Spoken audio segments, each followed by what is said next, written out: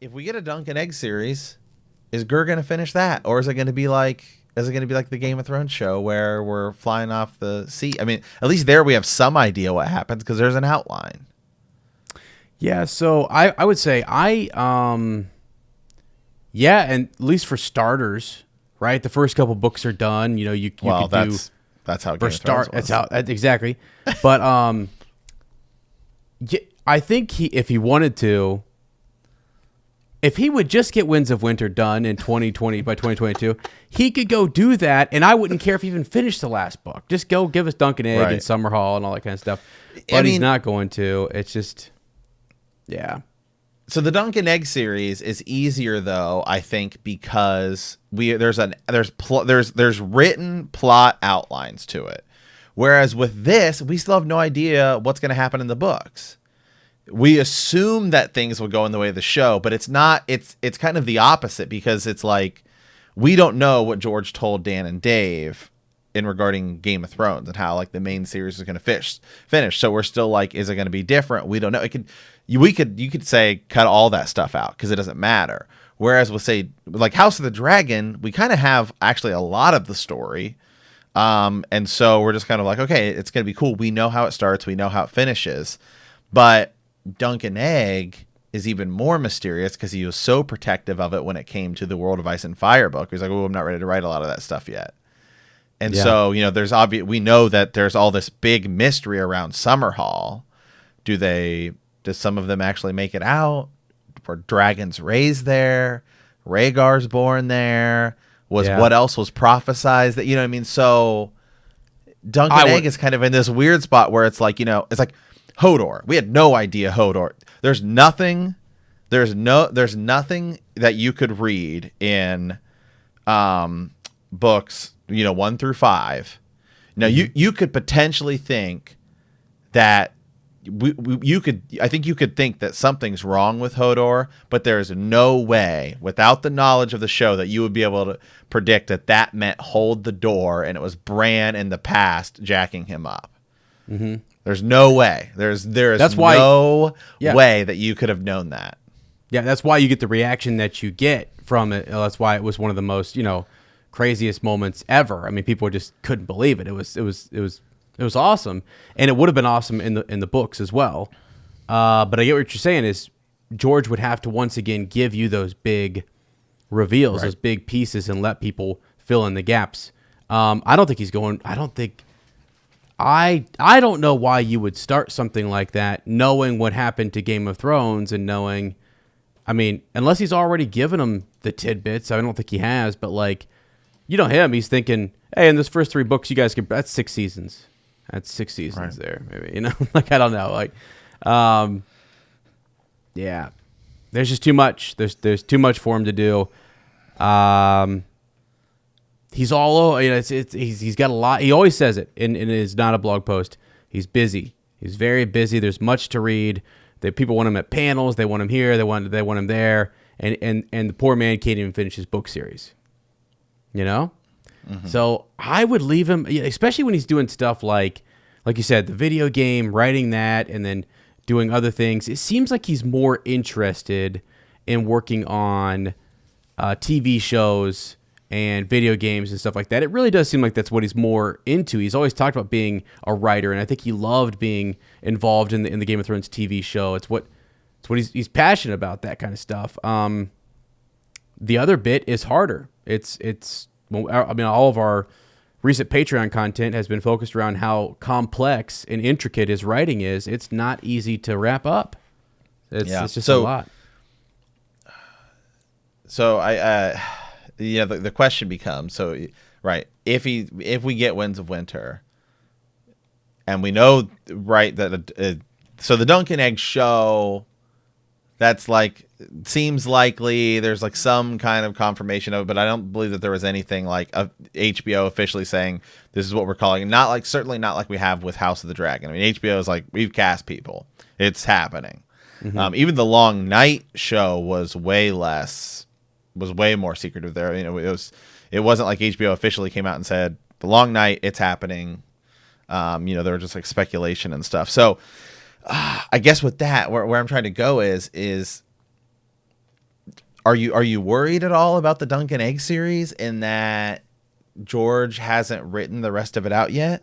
Because we have some plot lines to go off of. So I wouldn't start. Are you? If I were HBO, I wouldn't do it.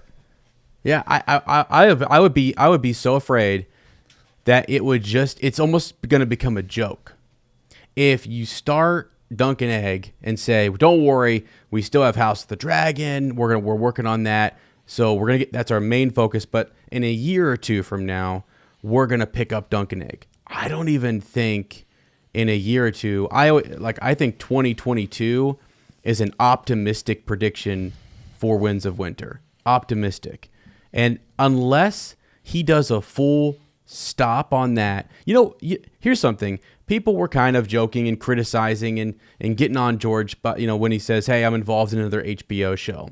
If he would have said, hey, I'm involved in an HBO show and it's Dunk and Egg, we would be rooting for him like crazy. I'd be like, you know what? I'm almost like we had Jimmy on and he was basically saying at this point, I'm not even so sure I'm more excited for House of the Dragon than I am for Winds of Winter. So get as far as you can on that and then come do Dunk and Egg. I mean, that's crazy to say that, but like whatever you can get done. Sir Matt has said it many times. We have an ending for A Song of Ice and Fire. People don't like it, but we have an ending. Like it's not the ending, but it is one that we have. It's an adaptation. It's people don't like it. I don't like it, but it's Yeah, like I guess the difference between the two is let's say the difference between the three. So, Game of Thrones, right? We had Up Into a Dance with Dragons. Then we had things that we presumed would happen, things that are likely to happen.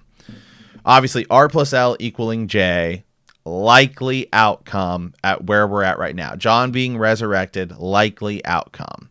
These are big fan theories well before we got to there in the show.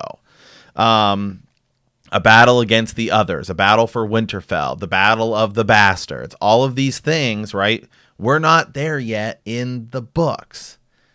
So everything that happens afterwards is like, wow, we wonder how close is it going to be. So I think we view House of the Dragon, right? We have a start, we have a stop. Basically I view it as sort of bullet points along the way. So is there going to be things in there that people disagree with? Is there going to be things that people are like, well, that's not how it should go in the books?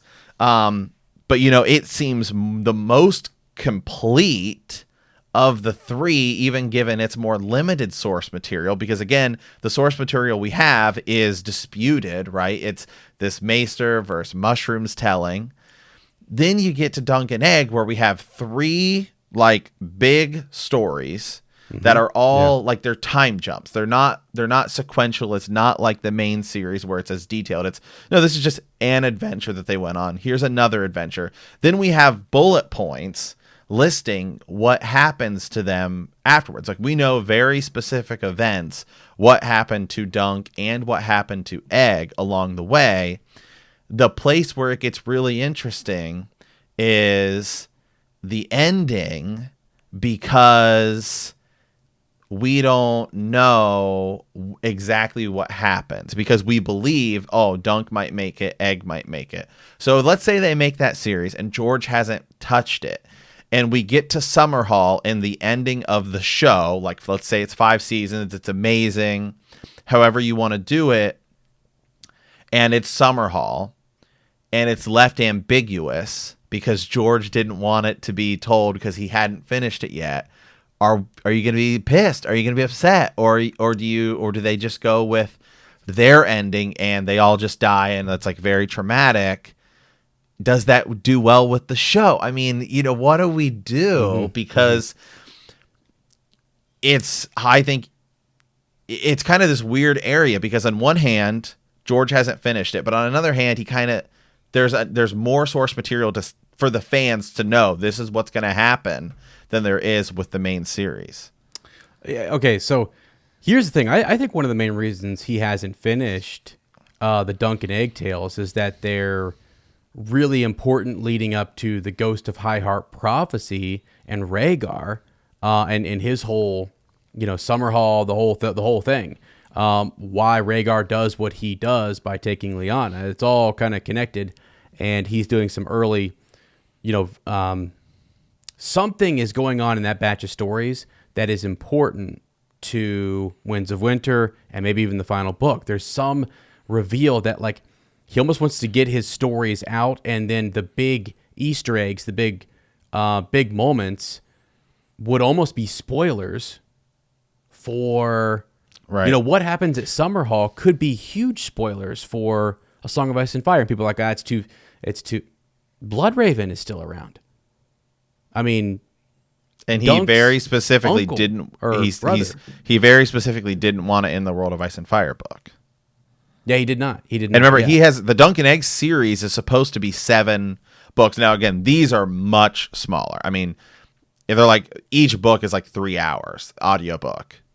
Yeah. Right. Right.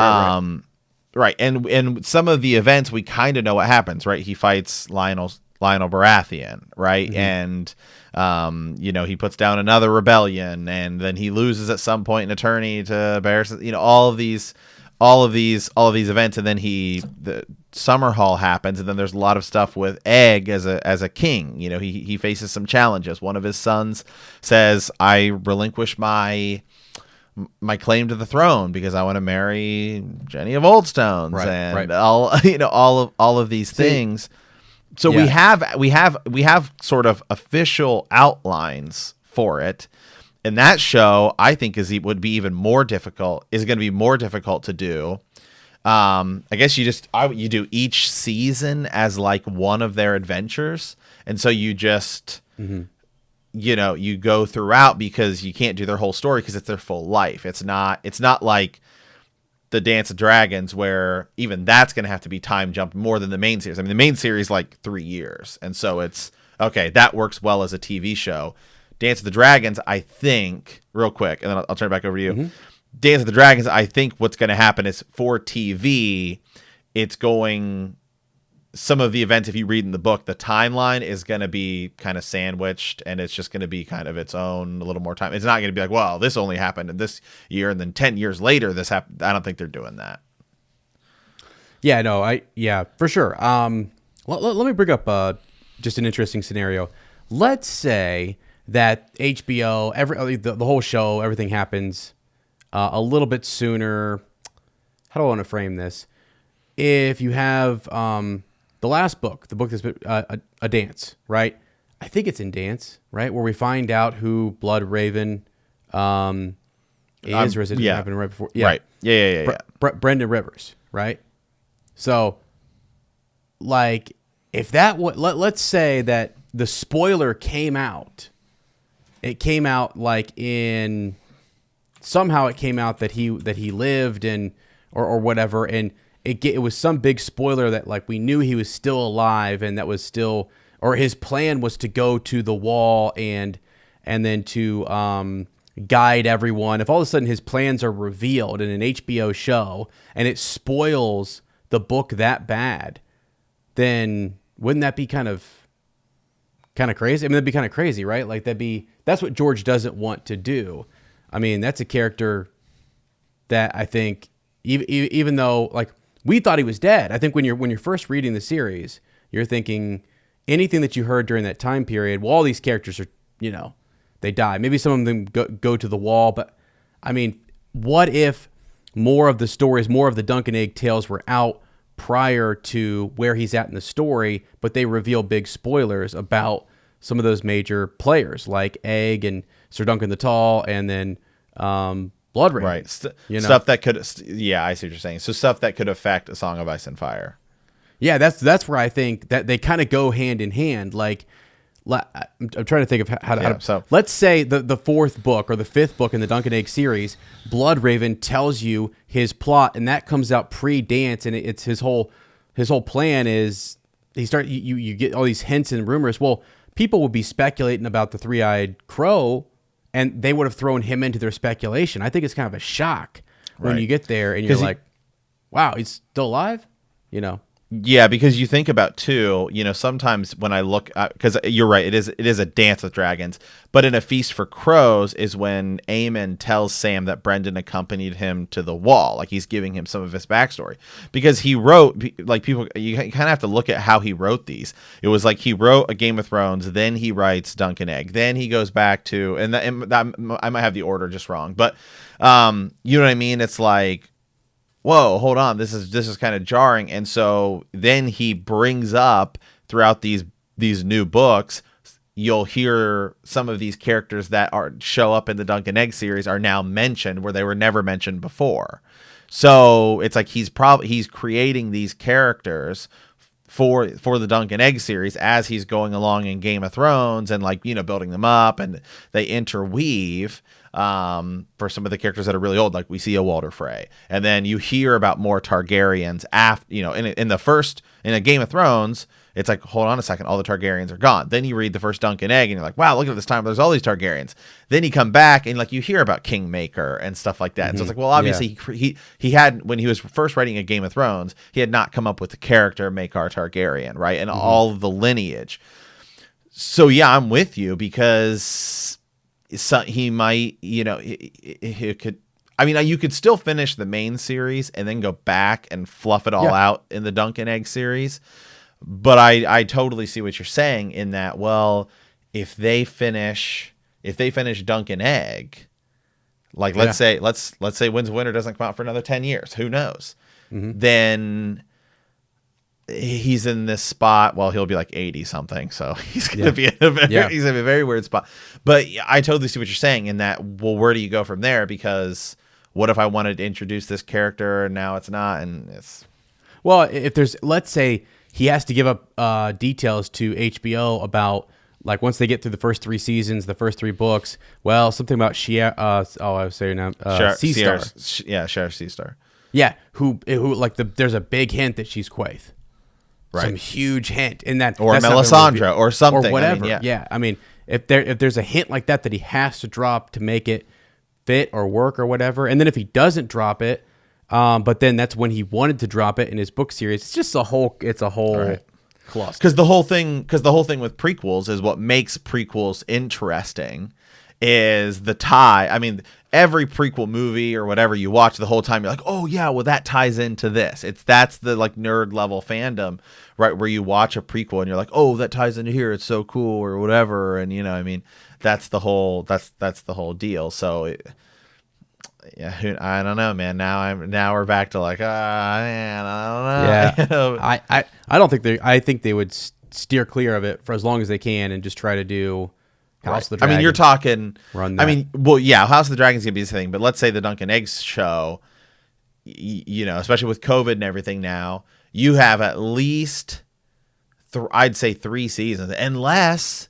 You can start before that. You can start after that. You can start. Who knows where they started, because they do have information in the World of Ice and Fire book, again, loosely, and you can create those shows however you want. But let's say the Dunk and Egg show starts principal photography and everything, and so let's say it comes out in 2023.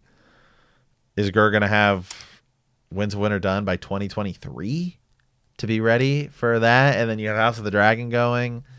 Because House of the Dragon, I don't think it's really it's not gonna spoil anything for the main series, because it's so far back and there's not really a lot of tie-ins unless you go travel beyond we see some characters do some stuff beyond the wall, and maybe that. But then again, that could just you can use that as a way to, and I do think this will happen, a way to sort of not necessarily retcon, because it's happening in a different way, but you can flesh out some of the stuff you didn't do in a Game of Thrones to provide depth to the whole world that HBO is building. Yeah, you can. You put that number out there, 2023. It just had me thinking for a second. I just don't think. I'm hopeful that in the next 5 years, we'll get Winds of Winter at some point. And after that, I don't know. I think if he wants to dabble in something easier, something lighter, like Dunk and Egg. I think he could do that. I think he really could do that. But he's gonna wrestle with that idea because it may spoil his last book, which I don't think he'll ever get to. But yeah. Again, unless we go back to what we've talked about, which is when Winds is the harder of the two books, I think, to write. And I think because you have to set everything up. I mean, we just did a Patreon episode of a total theory here. But once it's one of these things where everything's so big, you literally have to pay attention to every single word, and we mean every single word. Yeah.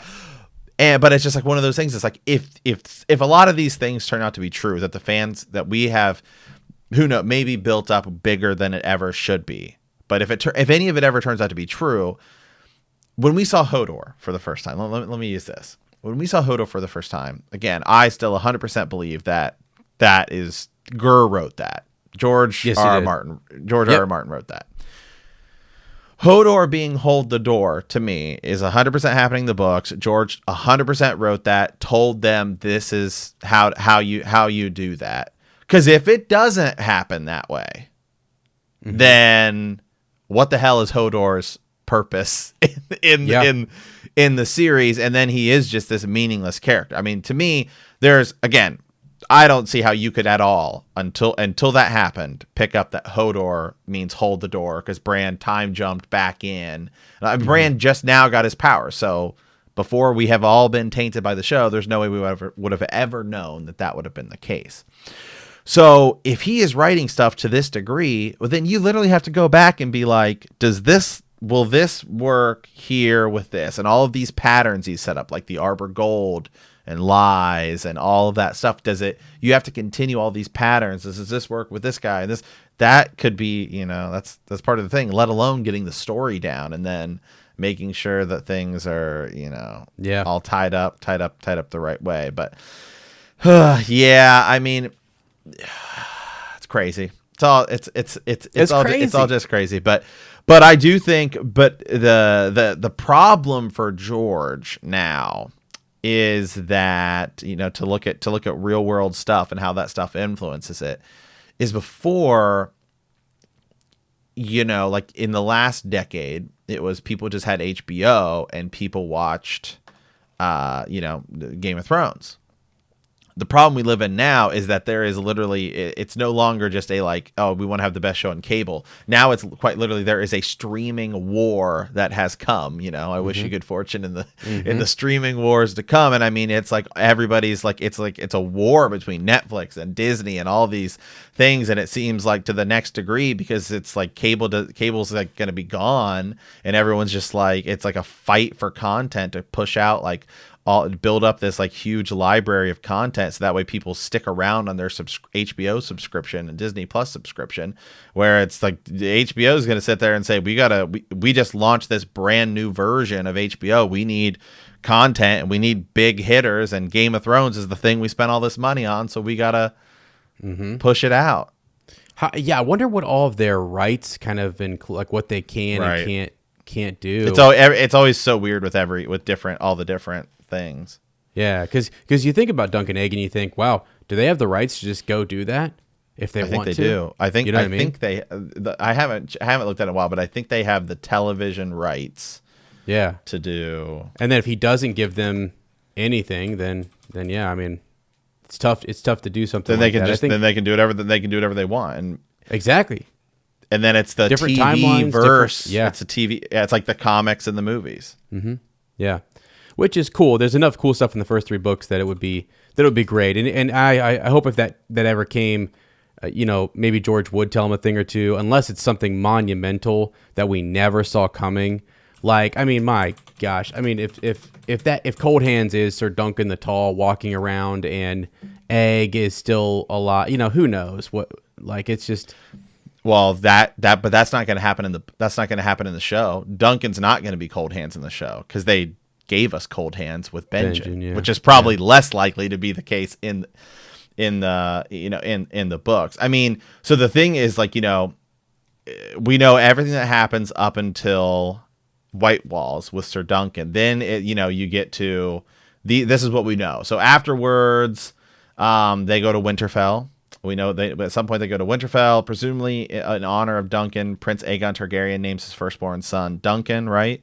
Duncan Targaryen. He's the one who actually, Duncan the Small, right? Who forgoes his claim to the throne. In 233, he becomes he is with him and Bloodraven. They take Aemon to Eastwatch by the Sea to join the Night's Watch. Duncan joins the King's Guard. In 236, he fights in the Fourth Blackfire Rebellion, where he slays Daemon the Third. 239, that's when the betrothal with Duncan Targaryen, Duncan the Small, goes awry, and Lionel Baratheon, right? Where he fights him in a trial by combat. 252 is where he's defeated by Barris and Selmy, and 259 is the tragedy of Summerhall. So I mean, you got a big block of time there. And then, there are some loose threads, right? Like Tansy Too Tall. Are we going to see her again? We know Duncan is Brienne of Tarth is drawn from that lineage. Are we going to see Rowan Weber, right? A big theory is that Lady Rowan, who goes disappearing after her fifth husband, the Lannister, right? A lot of people think she could be old Nan, right? That's a very popular theory, because we do see some really tall guy in a vision kissing what we think is old Nan, and that could lead to Hodor, right? And that Hodor might be from that line, because Hodor is also so tall, and we know that Duncan goes to Winterfell at some point. So, right. So there's a lot you can play with, and a lot you could probably just do. I mean, the show had to move past GRRR, and they actually said officially R plus L does equal J. They put out a whole big. After that episode, they're like, no, we want it to be clear, and they did a Twitter post about it and stuff. So it'll probably just end up being the same thing, and all the Duncan stuff is going to be whatever the not Dan and Dave HBO showrunners say it is. Yeah, because they have to have their story, and they have to. They're writing stuff and creating a show for people who they're thinking they're never going to go watch. Most of these people, some will go pick up the books. But I think you've said this before. A lot of people just go watch it and say, great show. Or, it was a great show up until season 8 or whatever. Like me, I'm watching The Expanse right now, and I'm thinking, I don't know if I'm going to go read the books or not. It's just a good show. Really like it, But, yeah, it's just wild. Yeah. I'm just holding on to, the 2022. Let George finish Winds of Winter, and then I would love for him to, if he wants to shift back and finish some of the Dunk and Egg stuff, that would be awesome. It seems like what he needs to do. It seems like he's writing them in tandem with the main series, and they're somehow really strongly related and important. So, right. Yeah. And the Dunk and Egg stuff, he doesn't it's not like he has to write Game of Thrones again. I mean, it's not like you're writing this big huge, I mean, literally it's like, we actually have a start and a finish, we just need you to help fill in the gaps. That can just be conversations on the phone. That's good, or approving that, or that's true, or whatever. Yeah, so that's true. Who knows? Anyway, guys, let us know, leave us a comment. We want to know, what do you guys think about the Dunk and Egg show that's been rumored, speculated? It seems like it's going to happen. How do you think they do it? Are you going to be okay with George hasn't finished it yet either? Are we in the same boat, or are we not?